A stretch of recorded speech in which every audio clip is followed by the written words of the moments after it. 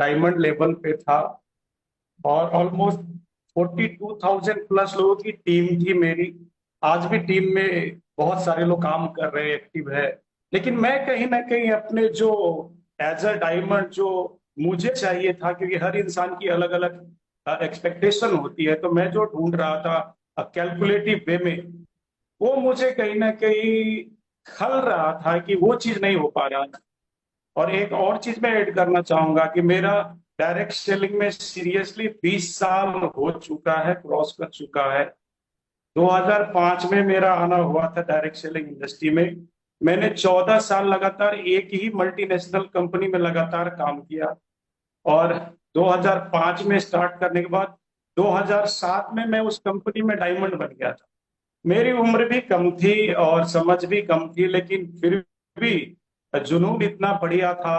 वहाँ के product quality इतने अच्छे थे, क्योंकि कंपनी मल्टीनेशनल थी, तो स्वाभाविक है प्रोडक्ट कहीं ना कहीं अच्छे होते हैं। फॉरेन कंट्री वाले कंपनी के तो अच्छे थे, प्रोडक्ट क्वालिटी प्रोडक्ट थे। 2007 में डायमंड बना।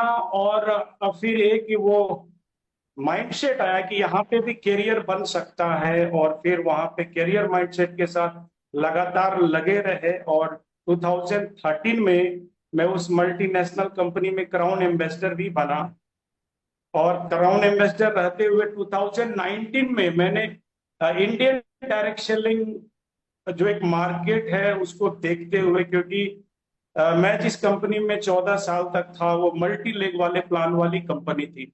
साथ में 2018 के आसपास मुझे याद है जब जीएसटी लागू हुआ था, और ये मेक इन इंडिया इत्यादि 2014 के बाद काफी सारे चीजें इंडिया में इंप्लीमेंट हुए। तो जो फॉरेन से आते थे प्रोडक्ट, उनके ऊपर रोक लगा दिया गया था, और सारे इंडियन प्रोडक्ट आ रहे थे। तो मैंने 2019 में जाकर के अपने आप को अपग्रेड किया। इंडिया की एक अच्छी कंपनी को मैंने सिलेक्ट किया, 2019 का लास्ट में सिलेक्ट किया, और 2023 में जुलाई अथवा अगस्त क्लोजिंग में मैं उस कंपनी में डायमंड बना। डायमंड बनने तक सब कुछ सही था, लेकिन 23 के बाद, 2023 के बाद बड़ी तेजी से मैंने रीड किया और फील भी किया कि इंडियन डायरेक्ट सेलिंग इंडस्ट्री में कहीं ना कहीं बहुत बड़ी बदलाव आती है। सबसे बड़ी बदलाव जो मैंने फील किया, मैंने पाया, वो ये कि एक ही टाइप के प्रोडक्ट लेकर के कई सारी कंपनी मार्केट को बीट करना चाहती। तो जो भी नई कंपनी आती है, कंपनी तो आगे बढ़ जाती है, लेकिन कहीं ना कहीं स्ट्रगल करते रह जाते, फंस जाते बेचारे नेटवर्कर्स। तो मैं कहीं ना कहीं इन चीजों से परेशान होने लगा था।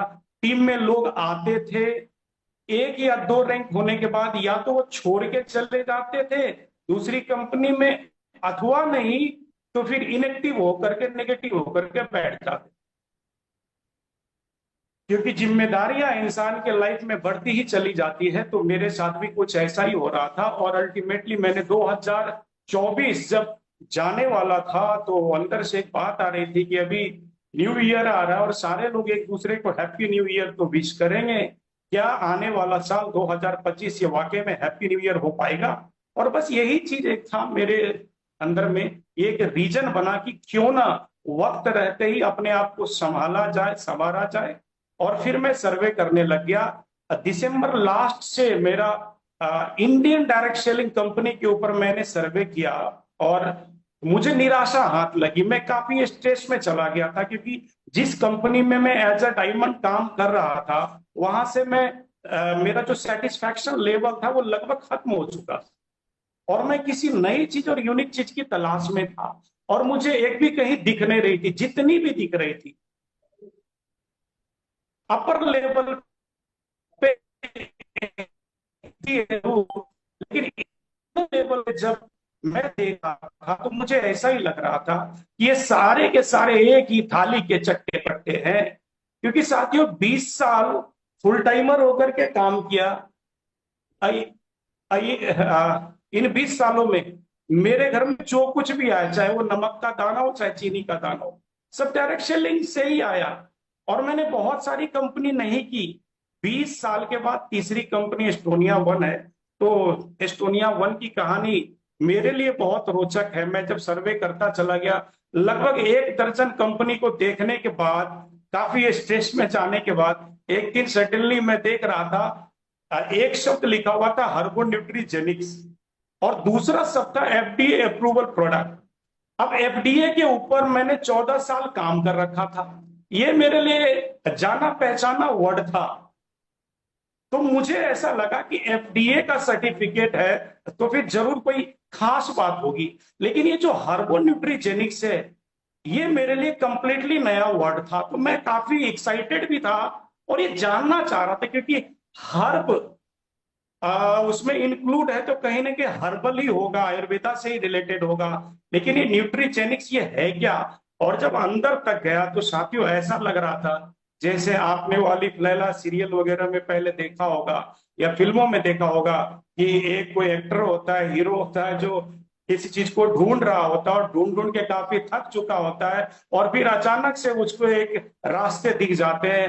तो बिल्कुल ऐसा ही हुआ जब मैंने हर्बो न्यूट्रीजेनिक्स के बारे में जाना। मैं सच बता रहा हूं, मुझे इतना अच्छा लगा, मुझे ऐसा लगा कि ये जो मैं 3 महीने से सर्वे कर रहा था, 3 महीने, साढ़े 3 महीने से, वो बहुत अच्छा कर रहा था। अच्छा हुआ मैंने सर्वे किया, क्योंकि विदाउट सर्वे अगर मुझे स्टार्टिंग में ये एस्टोनिया वन दिख जाती तो शायद मैं इसको वो मार्क्स नहीं दे पाता जो जो मैंने 1 दर्जन कंपनी को देखने के बाद मैंने दे पाया इंटरनल लेवल पे। तो मुझे ऐसा लगा कि यही वो कंपनी है जो मैं ढूंढ रहा था या जो मुझे चाहिए थी। तो एस्टोनिया वन में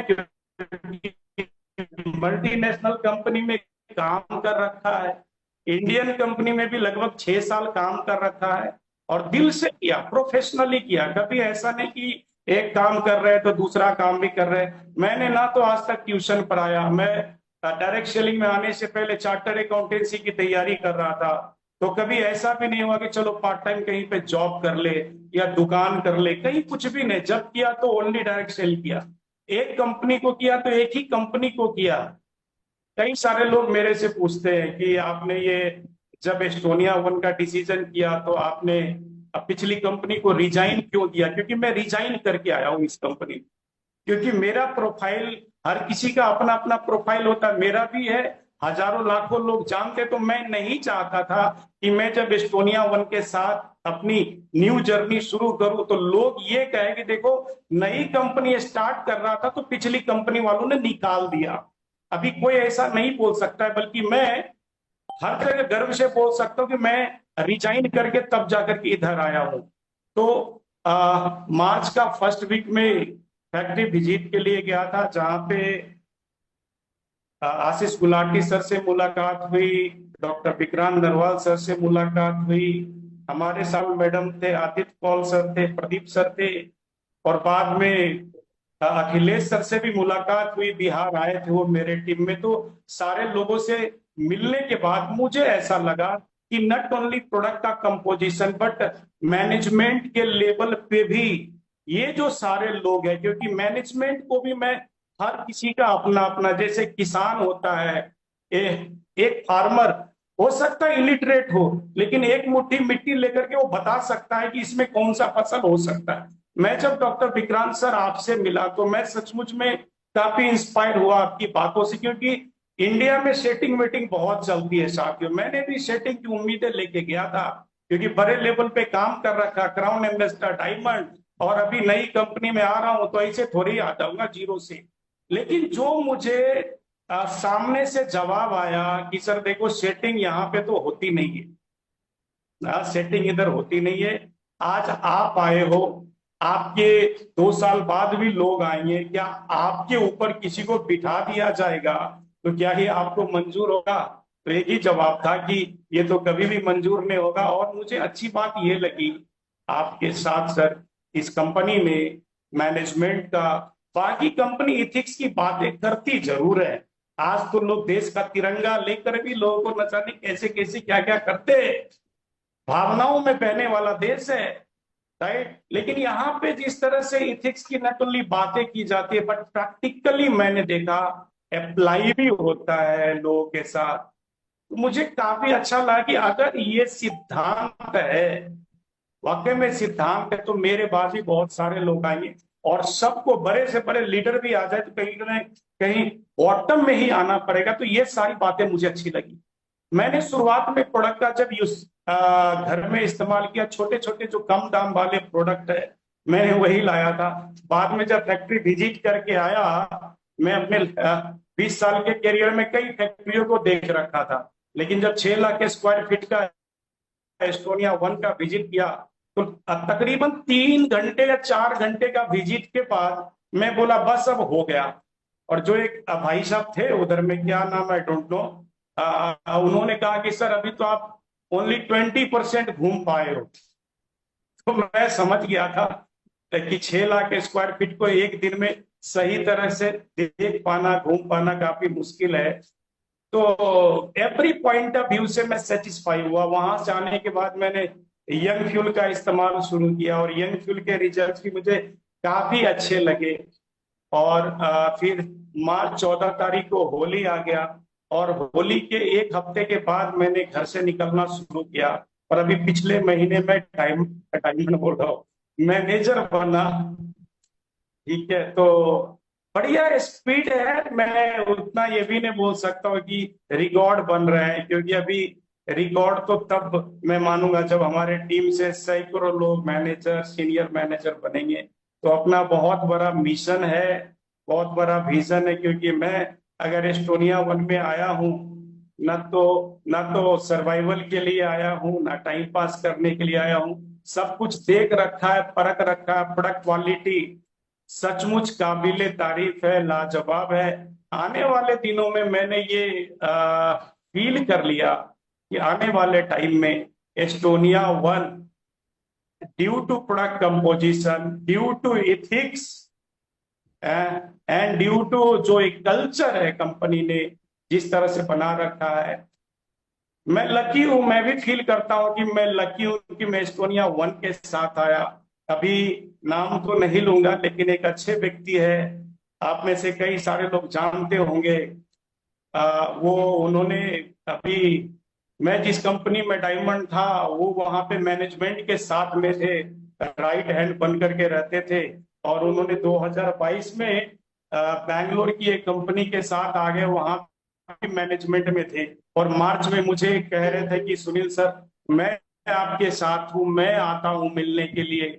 लेकिन मैं उस भाई साहब को कैसे बताता कि मैंने जिस 1 दर्जन कंपनी का सर्वे किया था, उस 1 दर्जन में उनकी भी कंपनी थी। ठीक है, जिसको मैंने रिजेक्ट कर रखा था दरअसल। लेकिन बॉन्डिंग बड़ी प्यारी है उनके साथ, रिलेशन बड़े अच्छे हैं। तो मैं फ्रैंकली नहीं बोल सकता था उनको कि सर मुझे आपकी कंपनी नहीं करनी है। मैंने बोला सर मुझे 2 दिन का समय दीजिए, और 2 दिन के बाद मैं बताता हूँ। लेकिन थैंक गॉड कि आज तक 2 दिन सुनील जी, आया ही नहीं।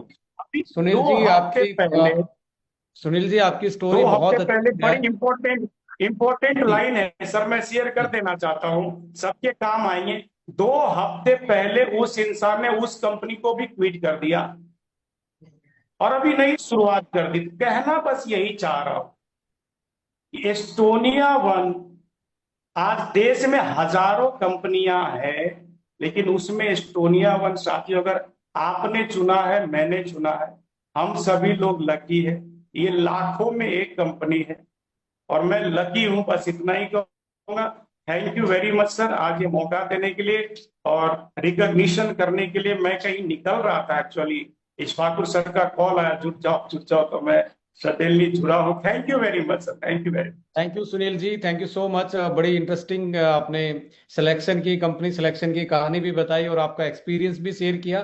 डेफिनेटली आपके एक्सपीरियंस में कुछ ना कुछ बेटरमेंट ये कंपनी ऐड ऑन करेगी आपकी इस बिजनेस जर्नी में। और आपसे मिलकर मैं भी इंस्पायर हुआ था, बिकॉज आपका भी एक्सपीरियंस बहुत अच्छा था प्रोडक्ट को लेके।